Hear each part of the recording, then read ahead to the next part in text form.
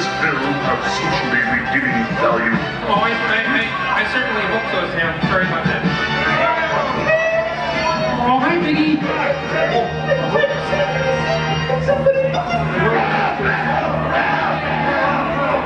Roll now.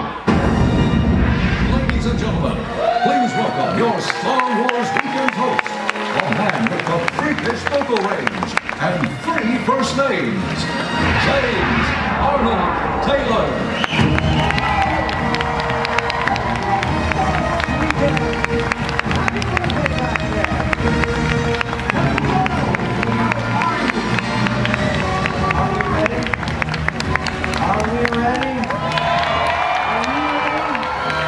What about you? You ready over here? Who's more ready? Over here? How about back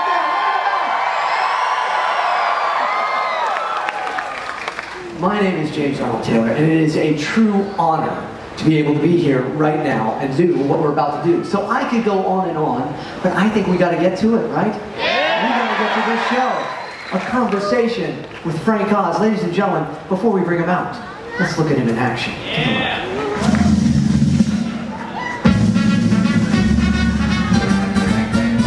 Don't be scared. Teaching Bernice here how to play checkers. Your move, Bernice. Bernice! Yes, now to our story. Table time showbiz. Waka. Work hard, lad. Take the hard, swift, and gun. Hi there, Mr. Oz.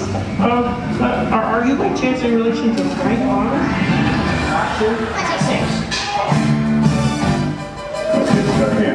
No. Well. Trying to make a movie, yeah? Action. He's never gone! Okay, bye-bye. Thank you.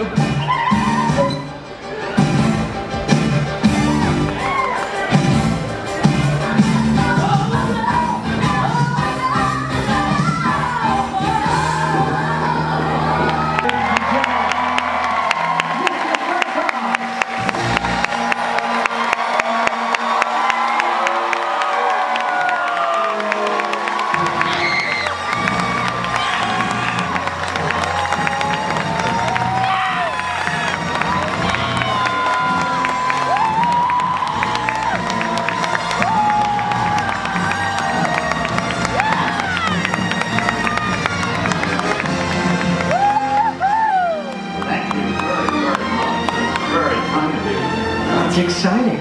It's very, very exciting for all of us to have you here at Star Wars Weekend. So.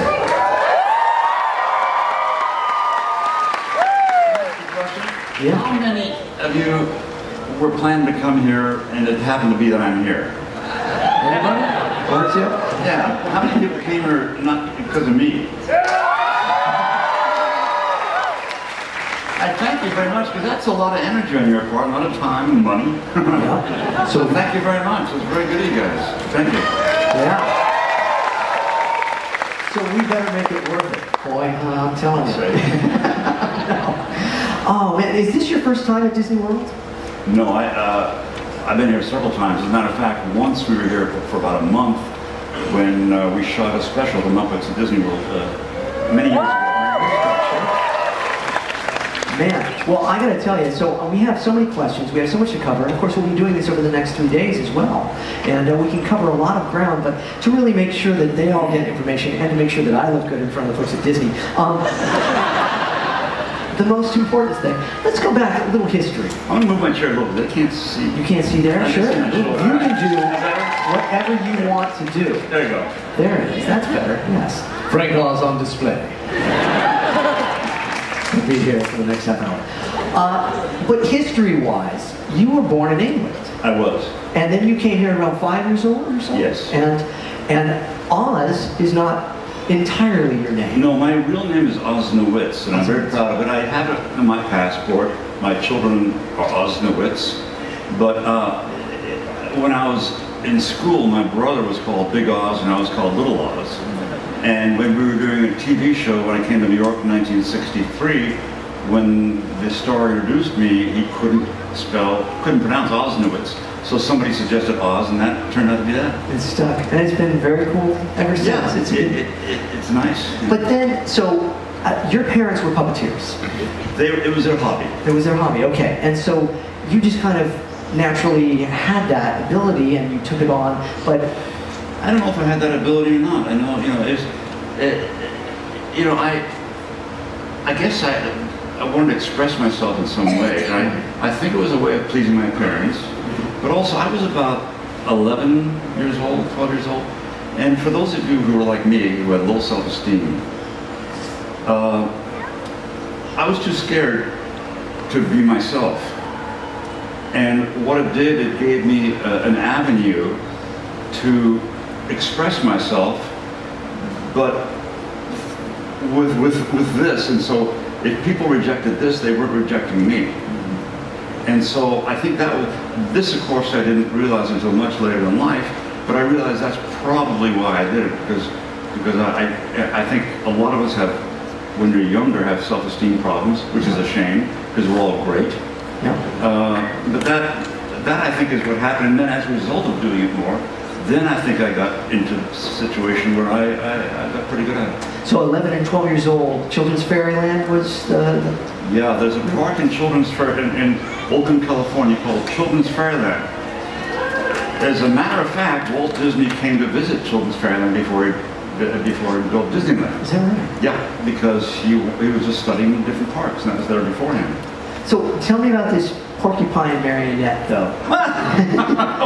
Where did you get that from? Well, you still don't get the Jedi thing. Okay, there were... When I was 12, 13, 14 years old, I was kind of apprenticing at this puppet theater in Oakland, California at Children's Fairyland. And it was 3 shows a day, but marionettes, string puppets. And I think I built a porcupine, which is the dumbest thing you could possibly do, with strings. Because it just walks like 3 inches and all the strings are tangled in the, So, but I was young. Yeah, but you did it, it's good. But then at 17, you met a gentleman that really, I think it's fair to say, changed your life. Oh, completely changed my life, yeah. I was 17 and there were these puppet conferences. I never went to them. But this one had a contest, when I was there, I won the contest, and so Jim happened to be there. Jim Henson and his wife Jane. And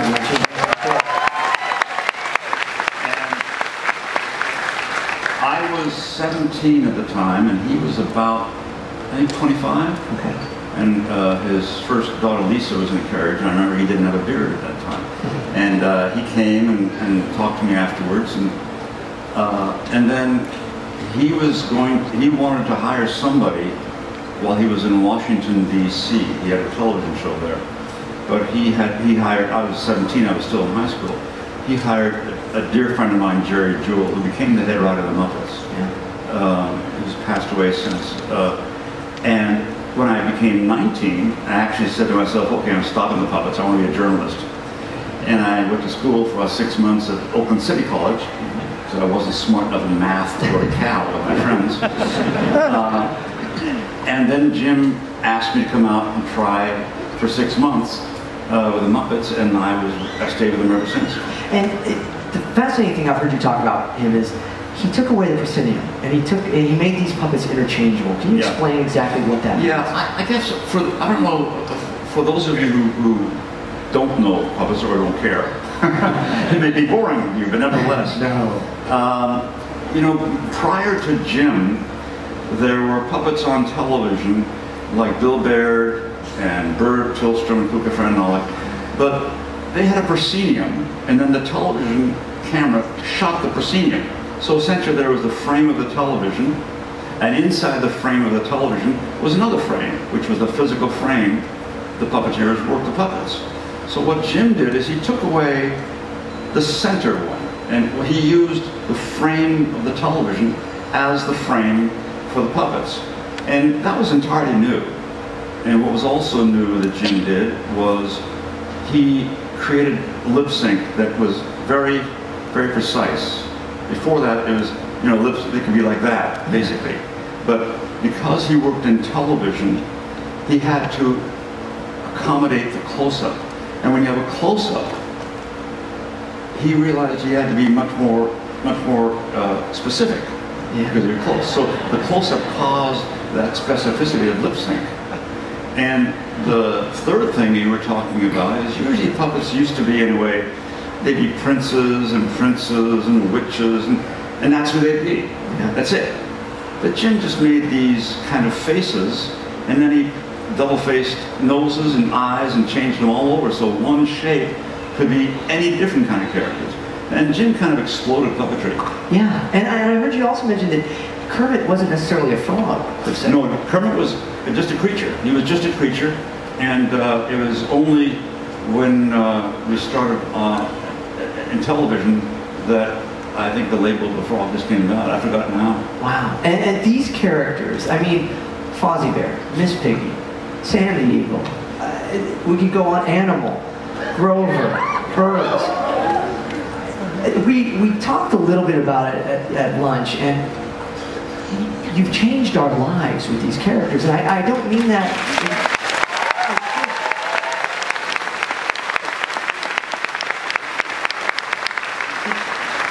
amazing, and I don't know how he was a person that has been a part of all this, that, as you said, it was just a gig. And then all of a sudden it becomes this...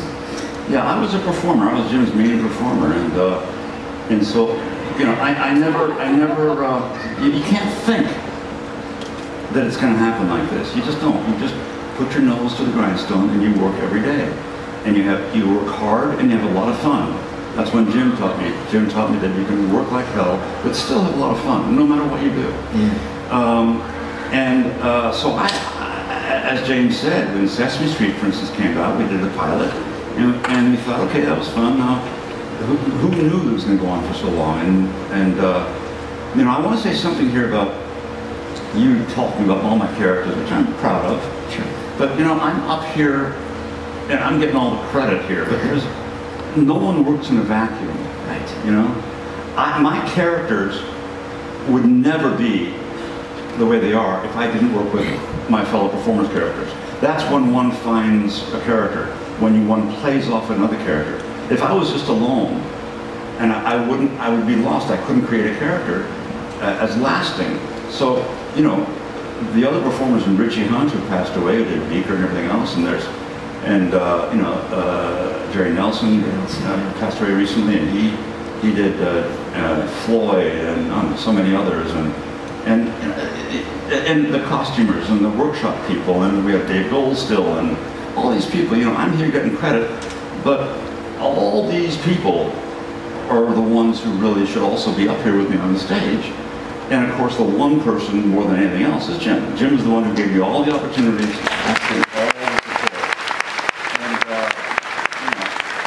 And I wouldn't be here if it wasn't for Jim. You know? Well, you know, he credited you as one of the main reasons The Muppet Show was funny. And but he had no sense of humor. I can say that because you know I love him. Yeah. And were the two of you opposites from each other? Totally opposites. Yeah. This is why Bert and Ernie worked so well. Yeah. In the very beginning, before Sesame Street started, the first show, you know, we had these two characters, and I'm not quite sure where the names Bert and Ernie came from. Oh, really? I was going to ask. Yeah, I don't know. People thought they came from a movie and things. I don't recall. Okay.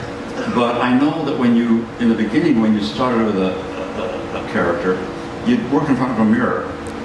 Nowadays, or you know, that was before the video was accessible. And so Jim and I worked in front of a mirror, and he first tried Bert, and then I tried Ernie, and we played around, and it just wasn't working.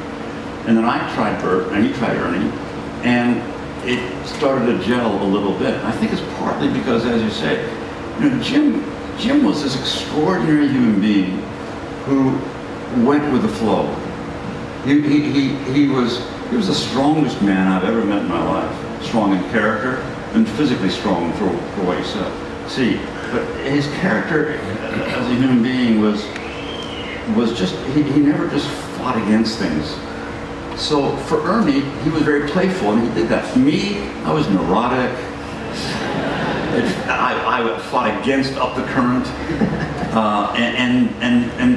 and Bert was more that way for me. So Were you the straight man usually I was a straight man. in the group always then, or was it? I mean, I was a straight man with Bert, but when I did Piggy, Kermit was the straight man. Yeah, so I mean, it was flip-flop. But in real life, when it was the two of you, were you the straight man usually? No, I don't think we had a straight man. If anything, I was the instigator there. But in Bert and Ernie, Jim was the instigator. Yeah. Jim really loved playing, and that's where he got his best work done, by playing. One thing about Bert, though, is, Ernie has hands. He has two hands, one hand over to somebody else, and so Jim had a lot of fun that way. I had Bert, and he was a stick. All he could do is that, and arm on a stick, and how I got Bert's character was that I just couldn't get a character for him. It took forever in the first year because he was so boring. He was just doing this, and I realized, okay, boring. That's his character. That is his thing. So his favorite color is gray. His favorite dish is oatmeal. No, nothing with it. One of his hobbies, besides bottle caps and everything, is checking the tributaries of various rivers around the world. Oh, really? Yes. That's fascinating. So I made it as boring as possible, and so that's how Bert came about. They really, though, they captivate us. They change our lives. It's so many of us grew up with them. And I got to touch on Cookie Monster, of course, but Grover, I think it's just. If nothing else, this is cheap applause for you. I'm just going to say these characters, and they'll applaud, and you can just feel the love of that. But I think it's so true what you say. And it's certainly the case in animation as well. That there's a whole group of people creating this. They really should be on stage with me here. But they are with what you do, because we see it, we appreciate it. And the question I'm also wondering about is, how did you come into contact with George Lucas? Was that through Jim as well then? Yeah, we were doing the Muppet movie in Los Angeles. And Gary Kurtz came to Jim, I believe, and asked him through George to be Yoda. And Jim realized two things. First of all, he was the head of a company. He didn't have time to do that. But also he realized he had weaknesses and strengths. I have weaknesses and strengths. And one of my strengths was more of the dramatic performance. Sure. And so he suggested me. And as a result, I was in the trailer with Jim and Gary Kurtz. And they showed me, in my trailer, and they showed me a book of designs for Yoda. And it's not the Yoda that you see now. There's different kinds of Yoda. But there's one photo that somehow got to me. Sometimes characters like Bert take a long time to get. And sometimes things like Yoda, I got him. Have no idea why. There's one particular design, and this design was very close to what Stuart Freeborn made. So that's how I got to know George. Did you know that this character was going to be this kind of wise sage, and did that connect with you, or was that like, I've got to search for this? I think what connected, yes, I did, because the script had him that way. George and Larry Kasdan wrote Empire Strikes Back, and that's where Yoda came in first. So I knew what he would be. What I loved about it, I loved opposites. And I love the fact that this little character was so powerful, and he was not unlike a Zen master, and yet if he saw the last candy at the plate, he wanted it. I love big, powerful people with little petty things. I love that opposite, and so I saw that in him, and I think that's how it started with him and R2, the little fight they had in Empire. Yeah. And I think that was written, and I love that. So I did know that, yes. Yeah, and Lawrence Kasdan and George Lucas, they invented this character, but you really were able to take it and you created kind of a Bible for the character, a backstory to it. Yeah, what I did. Again, here I am for Yoda, but Stuart Freeborn made Yoda with the help of Jim Henson, and because George and Jim both wanted to work together, and so Jim wanted some information from George to help, and George needed a little help from Jim on Yoda, so that helped, but Stuart Freeborn did make Yoda. And Freeborn, forgive me for interrupting, Freeborn combined his own face with somebody else. I don't know. I was told it's Einstein and him, and if you look at his face, it actually does look Stewart did look like Yoda. He really did. He really did. Yeah. But that backwards talk, that speak, was that in the script originally, or that was in the script? Okay. But only half. He would talk, and then he would be colloquial. Okay. And I asked George. I said, "Can I go all the way with that? Because I really think that's good." And he said, "Sure." And I remember, George doesn't give a lot of direction. He knows exactly what he wants. And the way George and I work is I give him like 10 things and he chooses one.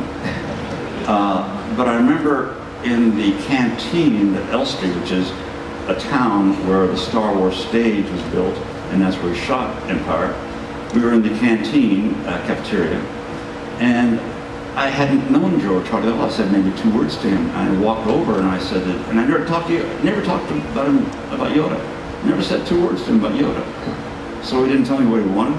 So, being a director, I know actors always come to you and say, "What do you want?" So, as an actor, I came to George and I said, "No, we're good." At the canteen, I said, "Excuse me, George, what is it? Tell me what you want out of Yoda." And he says, "Frank, just make it wonderful." Check.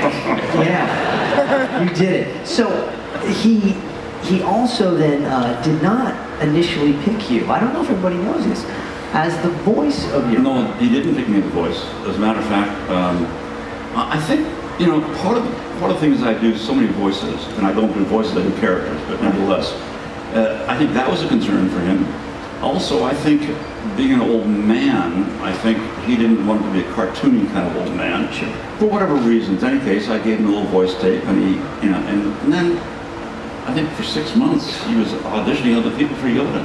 So when you were on set doing it, were you doing the voice that we know now? I was on set doing a voice. Well, when you're on set, when I'm doing Yoda, it's such a challenge to do him. All my energy goes into the physicality of him. Yeah.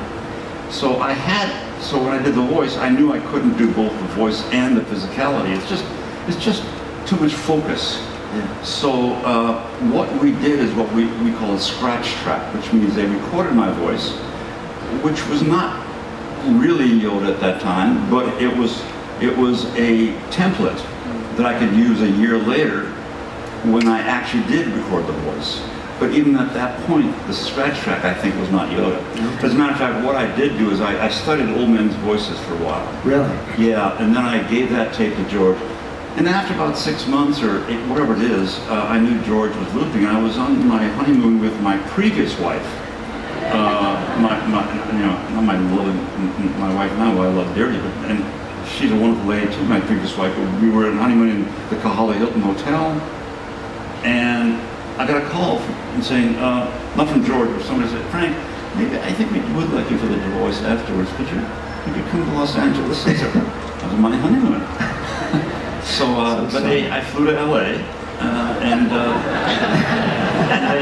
they made up for my honeymoon. And I'm very, very pleased because I've always done my own characters in total. So, except for 2, which is in Dark Crystal, where I did Agra physically and I did the Chamberlain physically. But Billy the Whitelaw did Agra, she was brilliant, and I forgot who else did the Chamberlain. Yeah, she passed away. So I'm just kind of doing the whole thing myself, so I was very happy that he wanted that. Absolutely, and there's another one that, by the way, we'll go off on a tangent here for a second, but one of my favorites, and it's at our house every Christmas, Emmett Otter's Jug Band Christmas. I don't know if everybody knows that you were Emmett's mom, Alice. I was Emmett's mom physically. Physically, yes. But we had to have a real, Marilyn Sokol had a beautiful voice. Yes. I was the head for voice and the physically of the leader of the gang. Yeah. Yeah, and that was just wonderful. And Paul Williams wrote the most beautiful. Yeah, that was awesome stuff. So that is a Christmas favorite for us, but I just needed to selfishly do that right now. Thank you. Just to pull tension over to me again, you see, Frank. That's the way it works every once in a while. But so you're on set, and Mark Hamill has talked about this many times. he had you in his ear. And then every once in a while, the radio frequencies would come in and he'd get like the Rolling Stones singing instead of Yoda. I don't know if you knew that. I didn't know that. But he also talked about the fact that this character came to life with the little nuances. The leg coming up over when he's getting up on the rocks and things. And it's all of those things that without you, he was saying, you know, it wouldn't have happened the same way. Where is your perspective of that? You're underneath the sets. Well, let me say one thing about that is that, you know, the key to Yoda is struggle. He's very, very old and he's struggling. And he's struggling in many, many ways. He's struggling, first of all, physically to be able to stay alive to help the Jedi. He's struggling with the language, because the language he speaks is how the original Jedi spoke. As far as I'm concerned, as opposed to these surfer dudes who are talking about it. That's my interpretation of it. Okay. So he's really trying to keep that language alive. He's trying to keep the Jedi around him at a particular level alive. Yeah. There's a lot of stuff. So struggle is important for him. Okay. But let me say something about Mark. Is that, remember I said you don't work in a vacuum? Yeah. Now, Yoda would never have been as good if Mark didn't believe in him in Dagobah. Yeah, absolutely. Mark needed to actually connect with Yoda. And that's not easy to connect with something that's not flesh and blood. And so Mark deserves a lot of credit for making Yoda come alive, because he believed in him and really gave, you know, when an actor you give and take, and he did that. So Yoda would never have been as successful and as soulful if it wasn't for Mark. Well, the fascinating thing is a sign of two very humble men is you both say the same thing about each other in that, and so it's great. So that is wonderful to hear. And that was very much a solitude too. It was just basically the two of you on set with the crew. Right. You didn't have Harrison and Carrie and all of them. Now, did you get to see them at all? Oh sure, oh sure. I got to see all those guys, you know, when we were doing press. It was fun. Yeah, okay. It was fun. And then you come back for and Jedi. again, also I saw him, on the other movies I saw him too. Yeah, that's okay. So I was going to say, in Jedi you come back, and was it different working with a different director? Because Kirshner, when we haven't talked about Kirshner, there's so much to talk about, but working Kirshner. Kirsch was was another key component of Yoda. You know, what happened is, all these people, Yoda costume was made by people, Yoda was made by Stuart Freeborn, Yoda was designed by somebody, Yoda was written by Larry and George, you know, all these people, and all I did was put it together, okay? I just made it alive. And I didn't just make it, I didn't want it to be, you know, if I did a good performance, or even a great performance, it wouldn't have been enough. I had to make a transcendent performance, so you don't see him as a puppet. Yeah. That was the key thing for me. But I was one fortunate enough to be able to bring him to life. And, I got off the subject. You were saying... Oh, well, we were talking about Kirshner and his direction. Kirshner was a very key person in that, you know? Although, you know, when Kirshner's so funny. When I was working Yoda, Dagobah was about 4.5 feet, 5 feet lifted off the ground, the entire set. In part for the water, but in part for me, because I was underneath. And I was working Yoda underneath, and I remember Kirsch was giving directions. He's giving directions to Yoda. Kirsch, I'm down here, it's me! But Kirsch was a very important part of Yoda too. Well, and again, that also goes to talk about the importance of that character being believable and how he was, even on set right there. So that is fantastic.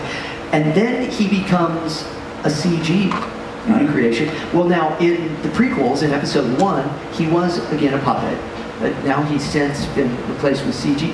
Do you have any feelings one way or another as like how you prefer to do him? Obviously, I would think you prefer him as a puppet. I prefer him whatever's necessary for the story. See, that's great. Yeah. And when Yoda had to do battle, and that was the story, there's no way in God's earth that you can puppet. I mean, you see him jumping around. There's no way, and it wouldn't have been as powerful. Right. So George had to follow the story. I mean, you have a story, you've got to be true to it. And that's the only way in which you can be true to it. So I was supportive of that, you know? Yeah. Well, I support the story, whatever is necessary. It's beautiful. Do you find it different? I mean, so often you go back into loop and you're doing voice work, much like I do then in the studio. Is that a lot different than when you're actually performing it, though, as opposed to when you're just in there? Oh yeah, I can concentrate only on the voice then, and I'm I'm frame specific there, like you are, and it's much easier for me because I'm not thinking about all the other physical things I've got to deal with. So I just deal only with what I see on the screen and just the voice. And also people, I don't know if you guys are film people, but people say, oh, looping takes away the spontaneity. And I disagree. I think the opposite. I think you can do a lot more with looping, much more opportunities to be spontaneous and alive and richer with looping. I agree, but I'm biased as well. So, you know, there's so many different things we can cover, and again, by the way, looping means which means additional dialogue recording, is ADR, which means once you shoot a character or a person, sometimes the sound isn't good, or the person's voice isn't right, or has a cold, so you go in months later and they show the performance on the screen, and then you say the dialogue in a mic and put the new voice on the screen. It's called looping because at one point the film was on a loop. Yes. When they did it. Thank you, sir, for that bit of information. It's as though you're a director and you like things. See the segue? I'm a master of the segue, Frank. Master of the segue. And I don't mean that little writing thing. As a director, you have directed some really awesome things. And it started co-directing, but you kind of say, well, I didn't really co-direct it. That was Jim. Dark Crystal was your first directing job for film. Yeah, and here's the truth, okay? I helped Jim direct his movie. I co-directed because Jim didn't give a damn about titles. All he cared about was quality. And I'll never forget this, because actually I wanted to be a director always, theater director really, but I gave myself 10 years to be a director. I said I wanted to get, and so I learned as much as I possibly could, but before that time, 10 years was up, Jim, we were on a flight to London, and Jim had already been working on the Dark Crystal, the characters, the costumes, everything, for about a year and a half. And I had not been involved hardly at all. And we went to London. I think I was going to work with him on that. And he said, in Jim's quiet way, he said, Frank, you want to direct this with me? And I said, Jim, I never directed, this is huge. I never directed anything like this before. But I mean, you know, why me? And this is Jim, he says, because I think it would be better. And all he cared about was the quality. He knew that he had some weak areas that I could shoulder, that I could fill. And all he cared about was the quality of the work. He didn't care about the credit. And so that's the kind of guy Jim was. That is fantastic. And you were inspired by, was it A Touch of Evil as well? I'm sorry? A Touch of Evil, the film? I was inspired by that, absolutely. By that as a director as well? Oh my God, so yeah. A Touch of Evil is a stunning film. And so, as a director, do you enjoy comedy more than drama? Because primarily you're directing comedies. Primarily, yeah. And why is comedy important to you? Because it seems to be such a... for some reason, I like bringing things to life. Yeah. That's what I do. Each of us in our lives have one thing that we're here for. And for me, I bring things to life. That means I bring a puppet to life. I bring a movie to life. I bring a moment to life. I enjoy that. I enjoy when I talk to somebody. I don't like being normal. What I do in a hotel, it's awful. But I can't stand just being normal. I want to bring more life. So when you check out, the desk says, "Did you have a nice visit?" And I say, "No, this is a hellhole. I'll never come back here again." Oh. And what happens is they're realizing, and then when it's a joke, I realize they brought them to life a little bit. They hear the same old thing over and over. Have you had a good time here? Huh? Have you had a good time?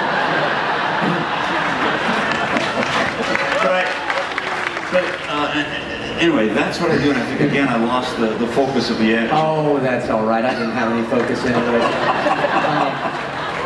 Little Shop of Horrors. Question, Dan. Let's just go through things. I'm going to say words. It's going to sound impressive. Again, they'll applaud, and then you can comment if you'd like. Little Shop of Horrors. Dirty Rotten Scoundrels.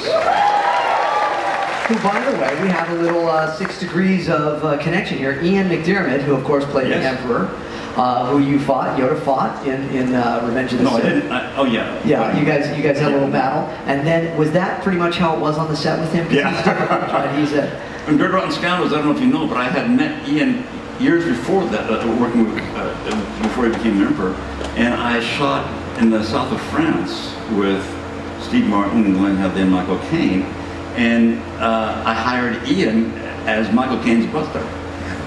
So I knew Ian before, and I remember saying to Ian, he's so brilliant. I said to him when he was doing the butler, I said, I am so underusing your talent.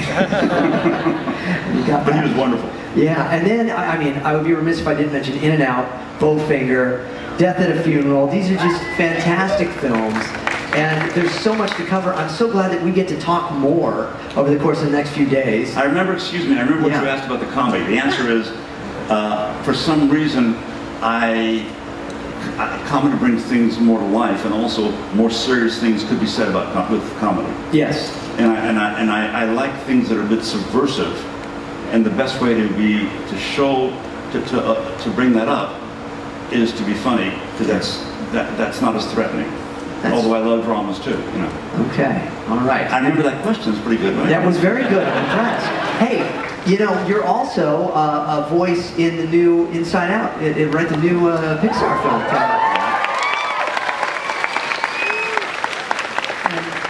Two lines. That's The Pete Doctor is a dear friend of ours.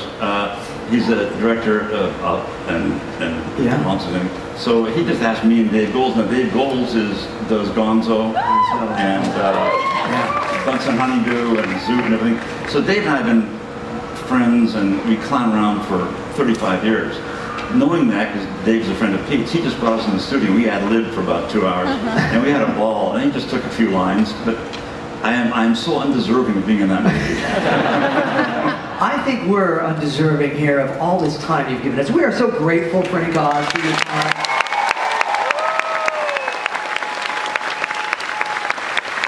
Is there anything you would like to say to all these beautiful people here before we finish? That surprises me. I just want to thank them for coming. I mean, it's you know, were you guys in the parade at all? Anybody saying It was weird because I can't stop and talk to you guys. I can't stop and autograph. I can't do it because then it's just too much. But when I see the kids, I see myself, because I was in the audience in the parade when at my age it was Hopalong Cassidy, a big Cubba star, and I was in the audience there and watching him go by, and I was thinking, if I could only have his autograph, only like. And so, and same thing when my dad brought us to the 49ers games or the Raiders games, I want to go down there and get the autographs of the players. So when I see kids in there, I see me, and so it hurts me not to be able to do anything, but I can't. Well, I think we appreciate you just the way you are, ladies and gentlemen. Please, Mr. Frank Oz.